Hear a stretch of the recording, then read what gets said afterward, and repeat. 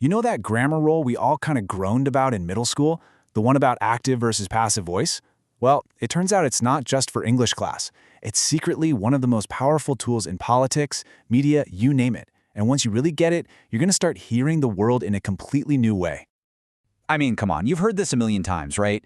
It's the king of all political non-apologies. It's a sentence that sounds like it's taking responsibility, but is actually a masterclass in dodging it. So how did this one little phrase get so powerful?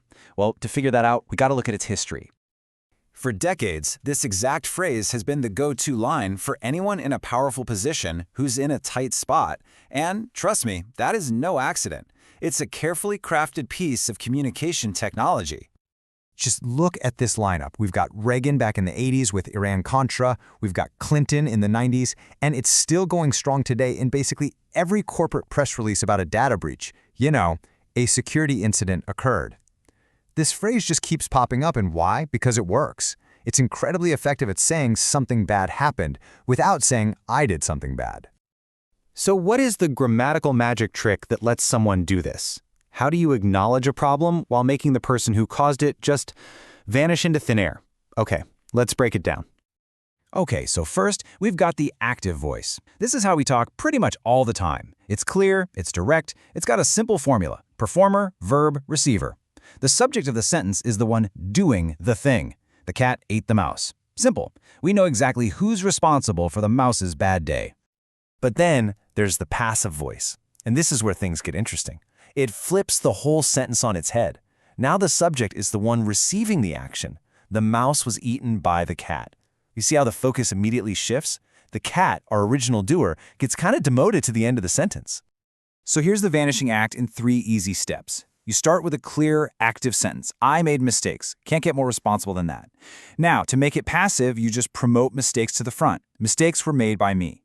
But, and this is the killer move, that little by me at the end, it's grammatically optional, so you can just drop it. And boom, look at that side by side. It's so stark, isn't it? On the left in the active voice, the agent, the I, is front and center. Can't miss it. But on the right, the agent is just gone.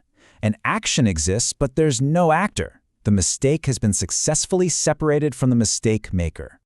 This move actually has a name. It's called detruncated passive. And what's wild is that it's a perfectly correct, totally legitimate grammatical structure. It lets you talk about something that happened while completely erasing who did it. It is, quite literally, the grammar of disappearing. So yeah, this is way more than just a quirky grammar rule. It is a core strategy, a major play in the high-stakes world of public relations and politics. It's all about managing blame and controlling the story. The political commentator William Safire absolutely nailed it when he called this passive-evasive. I mean, that's perfect. It sounds all formal and serious, but its real job is to create a nice, comfortable distance between the speaker and the bad thing that happened. It's a linguistic shield. And when you really break it down, the difference is just huge. In the active voice, everything is focused on the agent, the doer, and responsibility. But look at that passive column. The subject becomes the patient, the thing that received the action.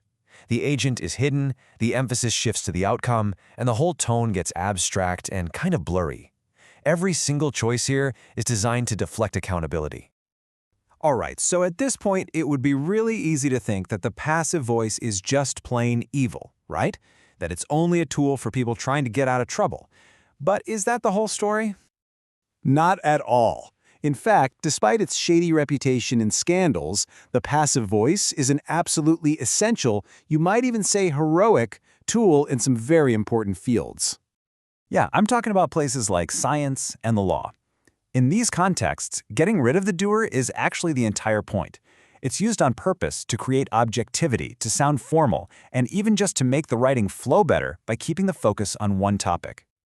Check out this classic example from a science paper. Saying I analyzed the data puts the focus on the researcher. But in science, who cares about the researcher?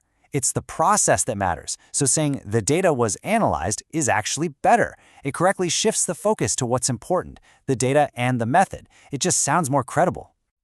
And this is where we see it's all about strategy. In politics, active voice is for claiming credit. I passed the bill, while passive is for dodging blame. But in science or law, passive voice is often the default because the goal is totally different. It's objectivity. The choice of voice is always driven by the goal. So understanding both sides of the passive voice, the evasive side and the essential side, gives us this incredible new tool. We can now analyze the language we hear every single day on a much deeper level. When you boil it all down, the choice between active and passive is really a choice of what to put in the spotlight. The active voice prioritizes the agent. It asks who did it. It's all about clarity and accountability. The passive voice, on the other hand, prioritizes the action. It asks what was done, and it's all about objectivity, or sometimes evasion. Okay, so here's your takeaway. This is your new critical listening toolkit.